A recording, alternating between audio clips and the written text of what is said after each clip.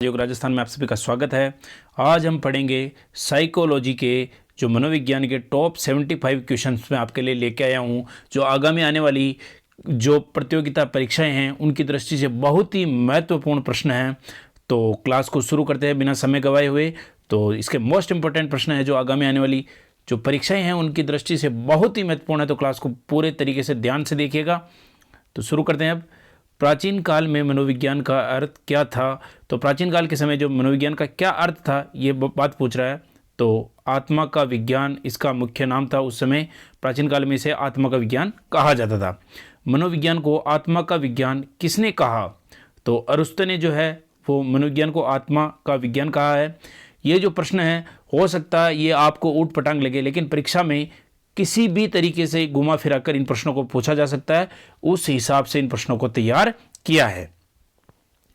Next question, 17वीं शताब्दी में मनोविज्ञान को क्या कहा जाता है और ये किसने कहा? तो मन या मस्तिष्क का विज्ञान कहा जाता है और ये पोम्पोनोजी ने कहा था। 18वीं शताब्दी में मनोविज्ञान को क्या कहा जाता है, क्या कहा जाता था? तो चेतना का विज्ञान, और यह विलियम जेम्स या वुंट ने कहा था। अगर आपको इस क्लास की स्पीड अगर धीरे या ज़्यादा लग रही हो तो आप स्पीड को कम या ज़्यादा कर सकते हो। तो आगे नेक्स्ट क्वेश्चन देख लेते हैं। 20वीं शताब्दी में मनोविज्ञान को क्या कहा जाता है या क्या कहा जाता था? तो व्यवहार का विज्ञान, यह वाटसन ने कहा था। व्यवहार का विज्ञान और ये वाटसन ने कहा था। रिवीजन की क्लास है इसलिए इसमें एक प्रश्न में दो प्रश्न आपको नजर आ रहे होंगे। शिक्षा मनोविज्ञान की पहली पुस्तक किसने लिखी और कब लिखी? तो पहली जो पुस्तक वो थॉर्नडाइक ने और 1903 में लिखी थी। शिक्षा का अधिकार अधिनियम कब बना? तो 2009 में शिक्षा का अधिकार अधिनियम बना। शिक्षा का अधिकार अधिनियम कब लागू हुआ? तो 1 अप्रैल 2010 को शिक्षा का अधिकार अधिनियम लागू हुआ था। शिक्षा का निःशुल्क एवं अनिवार्य शिक्षा अधिनियम के तहत कितने वर्ष के बच्चों को निःशुल्क शिक्षा दी जाती है? तो 6 से 14 वर्ष के बच्चों को निःशुल्क शिक्षा दी जाती है निःशुल्क एवं अनिवार्य शिक्षा अधिनियम के तहत। शिक्षा के मौलिक अधिकार संविधान के किस अनुच्छेद से लिए गए हैं? तो अनुच्छेद 21A से 2002 में 86वें संविधान संशोधन से जोड़ा गया है। 86वें संविधान संशोधन के द्वारा इसे जोड़ा गया है 21A में। और CBSE कब बना? तो याद रखिएगा दोस्तों 1929 में CBSE बना। एक कक्षा में शिक्षक और छात्र का अनुपात कितना होना चाहिए? तो 1:40, जो एक शिक्षक और 40 छात्र का अनुपात होना चाहिए। शिक्षकों के लिए रिफ्रेशर कोर्स का आयोजन कौन करता है? तो CBSE बोर्ड जो है वो शिक्षकों के लिए रिफ्रेशर कोर्स का आयोजन करता है। शिक्षा मनोविज्ञान का उद्देश्य क्या होता है? तो बालकों का सर्वांगीण विकास करना शिक्षा मनोविज्ञान का प्रमुख उद्देश्य है। अज्ञात से ज्ञात की ओर किस विधि में पढ़ते हैं? तो विश्लेषण विधि से अज्ञात से ज्ञात की ओर पढ़ते हैं। ज्ञात से अज्ञात की ओर किस विधि में पढ़ते हैं? तो संश्लेषण विधि में ज्ञात से अज्ञात की ओर पढ़ते हैं। सामान्य से विशिष्ट की ओर कौन सी विधि है? तो आगमन विधि जो है वो सामान्य से विशिष्ट की ओर है। और विशिष्ट से सामान्य की ओर कौन सी विधि होती है? तो निगमन विधि जो है वो विशिष्ट से सामान्य की ओर होती है। नेक्स्ट क्वेश्चन देख लेते हैं। वह कौन सी विधि है जिसमें पहले उदाहरण बताया जाता है और बाद में नियम बताया जाता है? तो वह आगमन विधि है जिसमें पहले उदाहरण और बाद में नियम बताए जाते हैं। वह कौन सी विधि है जिसमें पहले नियम बताया जाता है और बाद में उदाहरण बताया जाता है? तो वो निगमन विधि। फिर निगमन विधि में पहले तो नियम बताया जाता है और बाद में उसको उदाहरण बताया जाता है। देखो सुनो और समझो किस विधि पर आधारित है? तो ये प्रदर्शन विधि पर आधारित है। देखो सुनो और समझो। देखो सुनो और बोलो किस विधि पर आधारित है? तो ये प्रयोगात्मक विधि पर आधारित है। देखो सुनो और बोलो। किस विधि में शिक्षण सूत्र का प्रयोग होता है? तो आगमन विधि में शिक्षण सूत्र का प्रयोग होता है। करके सीखने पर कौन सी विधि काम करती है? तो प्रयोगशाला विधि जो है वो करके सीखने पर काम करती है। किंडरगार्टन विधि LKG UKG के जनक कौन हैं? तो याद रखिएगा दोस्तों ये बहुत ही महत्वपूर्ण प्रश्न है। फ्रोबेल जो है ये इसके किंडरगार्टन विधि के जनक है और ये विधि खेल एवं करके सीखने पर आधारित होती है। ग्रंथि के दोषपूर्ण कार्य के कारण व्यक्ति का लैंगिक विकास उचित रूप से नहीं हो पाता है। कौन सी ग्रंथि है? तो पीनियल ग्रंथि के माध्यम से वो उसका लैंगिक विकास उचित रूप से नहीं हो पाता है। खेल पर आधारित विधि कौन सी है? मोस्ट इंपॉर्टेंट तो अभी देखा था, किंडरगार्टन विधि जो है वो खेल पर आधारित विधि है। अतिरिक्त शक्ति के सिद्धांत का संबंध किससे है? तो खेल से जो है वो अतिरिक्त शक्ति का सिद्धांत का संबंध है। Psychology from the stand point of behaviourist किसकी रचना है? तो वॉटसन की ये रचना है। बाल विकास को सर्वाधिक प्रभावित करने वाला कारक कौन है? खेल कूद का जो मैदान है वो बाल विकास को प्रभावित करता है। प्रथम बाल निर्देशन केंद्र किसके द्वारा खोला गया? तो विलियम हीली के द्वारा प्रथम बाल निर्देशन केंद्र खोला गया। किसकी क्रियाशीलता का संबंध मनुष्य की पाचन क्रिया से भी होता है? तो अभिवृक्क जो ग्रंथि है उसका पाचन क्रिया से भी संबंध होता है मनुष्य की। और नेक्स्ट क्वेश्चन, संरचनात्मक अधिगम सिद्धांत जोर किस पर देता है? तो विद्यार्थियों द्वारा जो नवीन ज्ञान की संरचना पर यह मुख्य रूप से जोर देता है। शब्द आइडेंटिकल एलिमेंट्स समान तत्व निम्न से गहन संबंध रखता है? तो अधिगम स्थानांतरण से संबंध रखता है।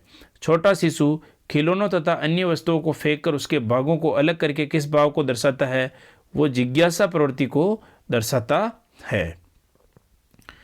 नेक्स्ट जो क्वेश्चन है, स्फूर्ति अवस्था किसे कहा जाता है? तो बाल्यावस्था को स्फूर्ति अवस्था भी कहा जाता है। प्रतिबिंब, अवधारणा, प्रतीक एवं संकेत भाषा, शारीरिक क्रिया और मानसिक क्रिया अंतर्निहित किस में अंतर्निहित है? तो विचारात्मक प्रक्रिया में अंतर्निहित है। वातावरण वह बाहरी शक्ति है जो हमें प्रभावित करती है, ये किसने कहा था? रोस ने ये कहा था कि वातावरण वह बाहरी शक्ति है जो हमें प्रभावित करती है। बुद्धि परीक्षण निर्माण के जन्मदाता कौन हैं? तो अल्फ्रेड बीने जो है वो बुद्धि परीक्षण के जन्मदाता है। और संवेदना ज्ञान की पहली सीढ़ी है, ये कथन किसका है?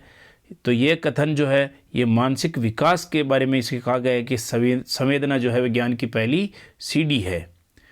ब्रिजेज के अनुसार उत्तेजना भाग है, तो संवेगात्मक विकास का जो है उत्तेजना एक भाग है। तर्क, जिज्ञासा तथा निरीक्षण शक्ति का विकास होता है कौन सी आयु पर? तो 11 वर्ष की आयु पर यह तर्क, जिज्ञासा और निरीक्षण शक्ति का विकास होता है। इस अवस्था में बालकों में नई खोज करने की और घूमने की प्रवृत्ति बहुत अधिक बढ़ जाती है।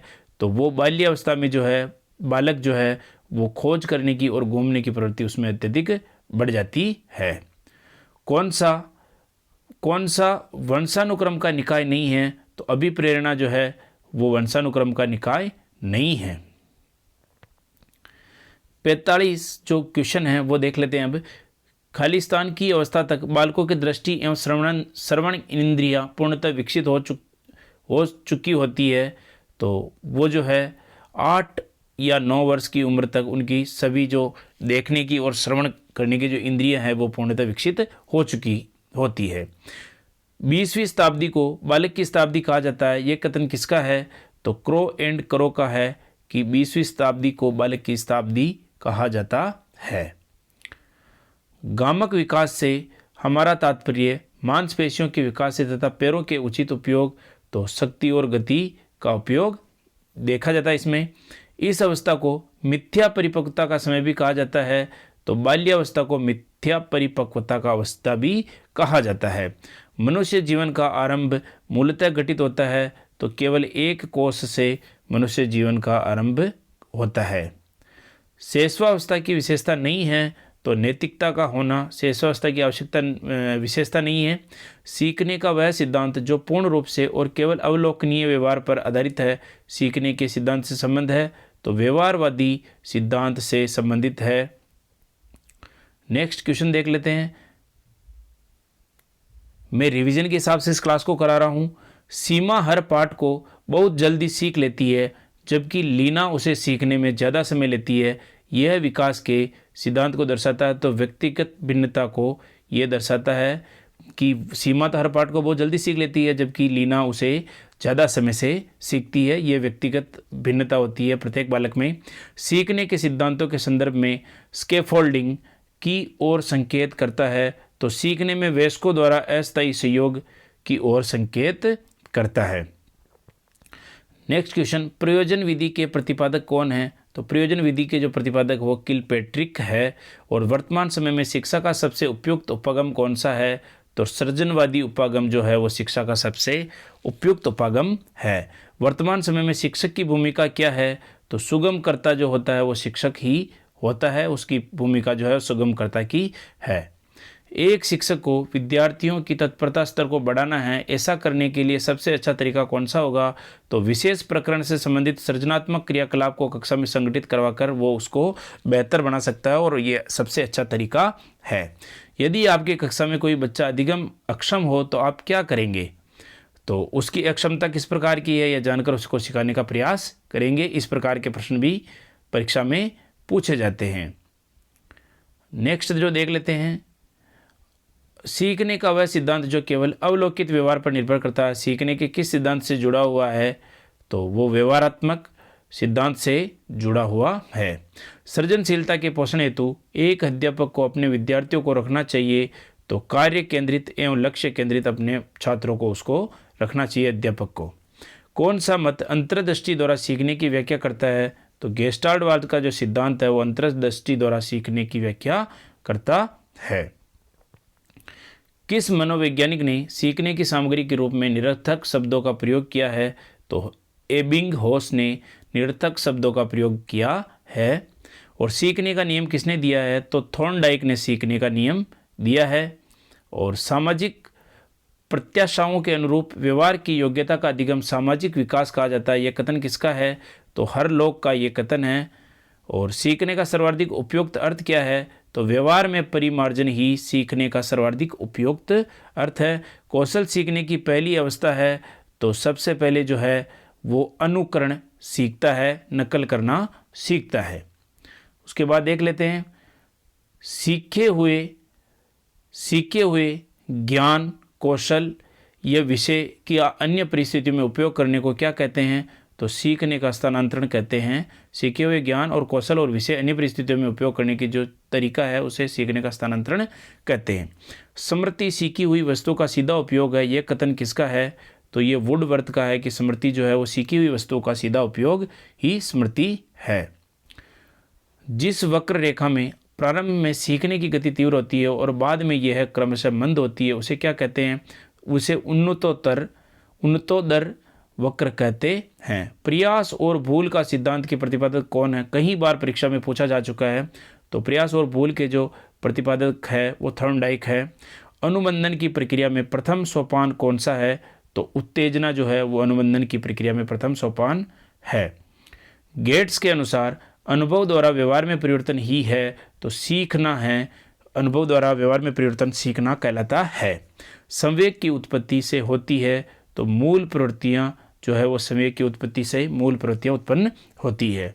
अधिगम का कौन सा सिद्धांत ये बताता है कि सीखने हेतु कार्य को दोहराना आवश्यक है? तो ये जो चीज़ है ये अनुभवजन्य अधिगम सिद्धांत बताता है कि सीखने के लिए किसी भी काम को रिपीट एंड रिपीट अगेन करना जरूरी है, अर्थात दोहराना बहुत ही जरूरी है। नेक्स्ट क्वेश्चन, जब कोई बच्चा अपनी समस्या का समाधान स्वयं करने लगता है तो उसमें कौन से गुण विकसित हो जाते हैं?